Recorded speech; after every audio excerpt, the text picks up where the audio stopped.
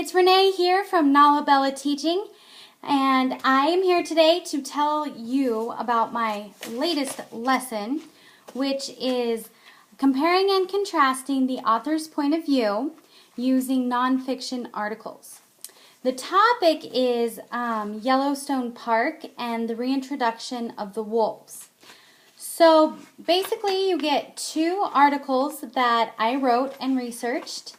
The first one is Yellowstone in Danger, and you have pictures of the wolves and a little close reading step by step, but you can see there's lots of facts and some pictures. So the first article is about how the park is in danger and that it's a bad idea to reintroduce the wolf.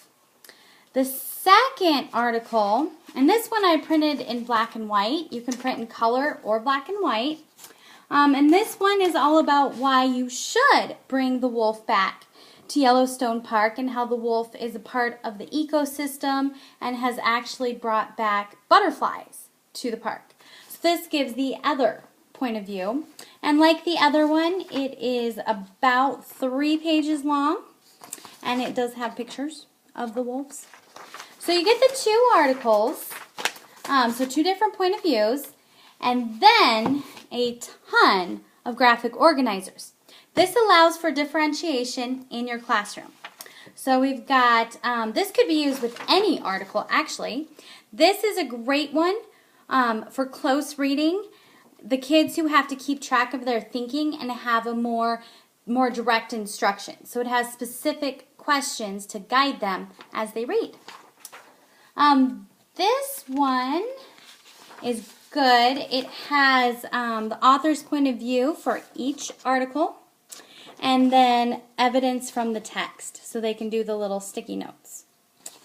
This is a good one because it's 2-column notes, and I just think kids can do 2-column notes so quickly and easily, and this is a great strategy to use on a test. So 2-column notes with point of view and evidence from the text for each article. Then they can compare using a double bubble map, thinking map, the traditional Venn diagram. Also, note catchers. This is great for small group instruction. What you can do is take the same article, pull your group that needs intervention, and you can give them a specific question, and do the reading again, make some notes, list keywords and phrases, and they can even write a little summary. So this really helps them to grasp the understanding of the article better before they work independently on close reading. This is just another version of the note catcher. So the article title, point of view, vocabulary, and then listing evidence from the text. This is a blank one, close reading notes. A lot of my high kids like to have one piece of paper with all their notes and thoughts on it because they can organize better. It's up to you.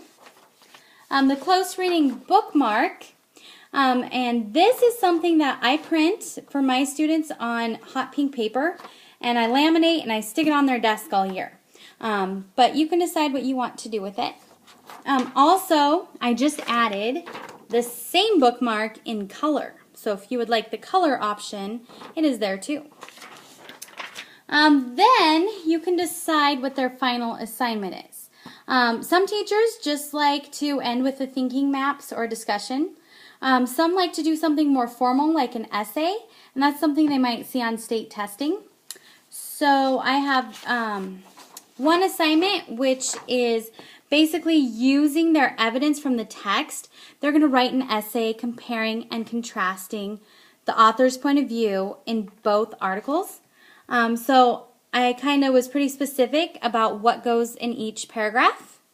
And then how do they know when they're done? This is a little checklist. So I've compared and contrasted both authors' point of view. I used evidence from both articles, and I made inferences explaining each author's point of view. So a little checklist. Then I have another version And this one is more specific. It gives them a guiding question. Should wolves be reintroduced to Yellowstone National Park? Write an essay answering this question. And then I gave them ideas for what could be in each paragraph, and also a little checklist. Then I got a little more general. Sometimes I like to give my high kids especially a broader question to see what they come up with. Just write an essay comparing and contrasting the author's point of view in both articles. Use evidence from the text to support your ideas and thoughts. And then another one that's more general like that too. For my low guys who struggle with writing, I have a paragraph frame, and this will guide them to write. It's kind of 4 paragraphs. It has like the topic sentence, how they're like, how they're different, and a concluding sentence. And then if you want, you can give them the paper, final copy paper. And I included a rubric.